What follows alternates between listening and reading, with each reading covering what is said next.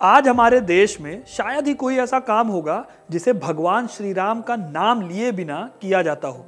हिंदुओं में सबसे ज्यादा भगवान राम की ही पूजा हो रही है, लेकिन आज से 1000 साल पहले ऐसा नहीं था।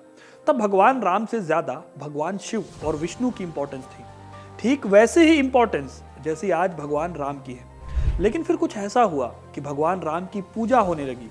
संस्कृत ग्रंथों में रहने वाले भगवान राम पहले मंदिरों में आए, फिर राजा और जनमानस का हिस्सा हो गए।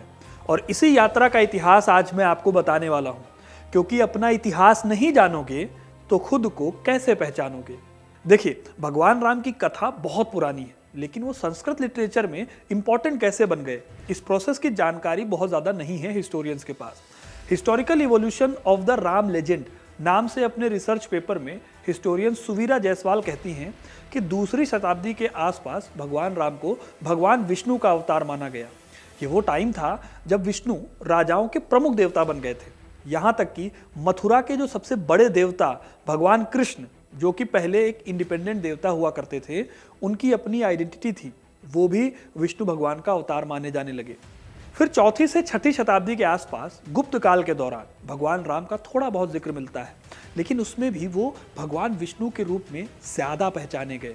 संस्कृत के ग्रंथों की स्टडी करने वाले शेल्डन पोलॉक अपनी किताब Ramayana and political imagination in India में लिखते हैं कि पहली सहस्त्राब्दी में, यानी 1 से 1000 साल तक भगवान राम साहित्य में ज्यादा प्रसिद्ध हुए।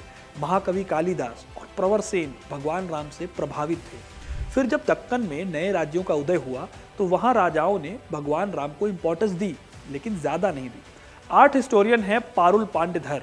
इन्होंने अपनी रिसर्च में कहा है कि 8वीं शताब्दी तक राम अभिलेखों में और मंदिरों में उस टाइम के बड़े देवताओं के साथ खड़े होते थे, लेकिन इस टाइम पर भी उनकी आइडेंटिटी इंडिविजुअल नहीं थी।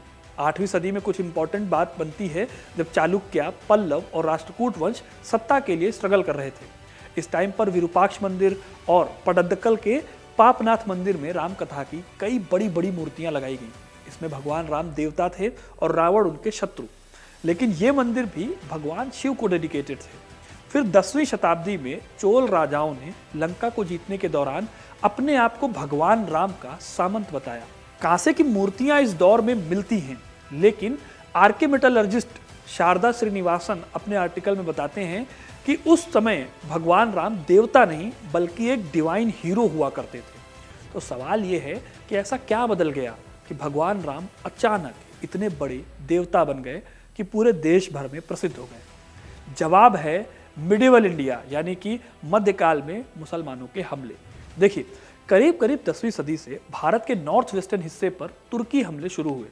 फिर 10वीं सदी से 12वीं सदी तक संघर्ष का एक लंबा दौर चला। इस दौरान कल्चर और लिटरेचर ये दोनों बदले। करीब 200 सालों की लूटपाट हुई और युद्ध के दौरान सेंट्रल एशिया के जो लड़ाके थे वो खुद को जिहादी बताते थे। और इसी टाइम पर नॉर्थ इंडिया के राजा खुद को ब्राह्मणों और मंदिरों का रक्षक बताते थे। इस पूरे सिनारियो में रामायण की कथा को एक आइडियल पॉलिटिकल सिचुएशन मिली। शेल्डन पोलक कहते हैं कि क्योंकि महाभारत से अलग रामायण एक राज परिवार की दैवीय कहानी का सपोर्ट करती है। इसकी सेंट्रल थीम है असुरों के विरुद्ध युद्ध, जिसमें कि रावण एक असुर है और राम भगवान हैं। तो ये कहानी उस टाइम के पॉलिटिकल सिनारियो को सपोर्ट करती है। इस तरह से वाघेला से लेकर चौहान वंश तक ने खुद को भगवान राम से जोड़ा और तुर्कों को रावण से जोड़ दिया। इसी दौर में गहड़वाल वंश के राजा गोविंद चंद्र ने एक राम मंदिर भी बनवाया था। मैंने इस पर एक वीडियो भी बनाया है, इसे आप जाकर देख सकते हैं, चैनल में पड़ी हुई है, डिस्क्रिप्शन में इसका लिंक मिल जाएगा। तो इस तरह भगवान राम की इंपॉर्टेंस लगातार बढ़ती गई। यही नहीं, 12वीं सदी तक शैव और वैष्णव दोनों संप्रदाय के लोग खुद को भगवान राम से जोड़ने लगे थे।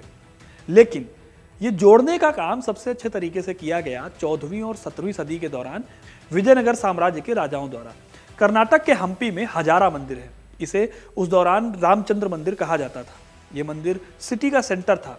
आर्कियोलॉजिस्ट अनिल वर्गीज बताती हैं कि 14वीं सेंचुरी से पहले यहाँ पर भगवान राम की पूजा का कोई बड़ा जिक्र नहीं मिलता, लेकिन 15वीं सदी में इस शहर के राजाओं ने इस शहर को किष्किंधा से जोड़ना शुरू किया।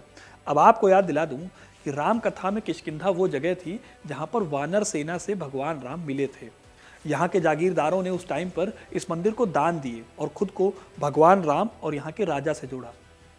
खुद कृष्णदेव राय, जो कि विजयनगर साम्राज्य के सबसे बड़े राजा थे, उन्होंने इस मंदिर के लिए 44 गांवों का दान किया था। तो दोस्तों, ये था वो इतिहास जिसमें हमें पता चलता है कि कैसे भगवान राम धीरे धीरे राजाओं के मेन देवता बन गए।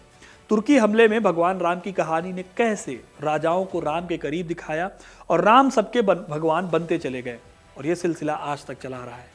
आपको ये कहानी कैसी लगी हमें कमेंट करके ज़रूर बताइएगा। वीडियो को लाइक और शेयर करना ना भूलें, और ऐसी तमाम इंटरेस्टिंग कहानियों के लिए हिस्ट्री कनेक्ट को सब्सक्राइब ज़रूर करें। धन्यवाद।